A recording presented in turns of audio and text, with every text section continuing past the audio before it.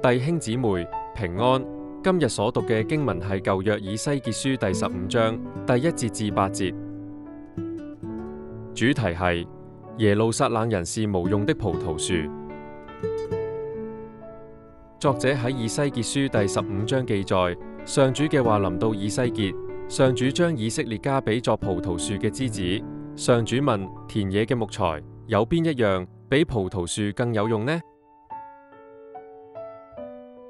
上主又問，葡萄樹嘅木料可以用嚟做器具咩？可以用嚟做釘子掛嘢咩？連完整葡萄樹嘅木材都冇乜用，更何況被火燒過之後呢？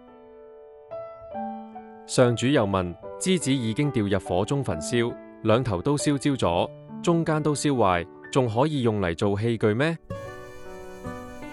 因為佢哋行事不忠，所以上主要攻擊耶路撒冷，使土地變得荒涼，好似火吞滅佢哋一樣。到嗰時，佢哋就知道上主係邊一位。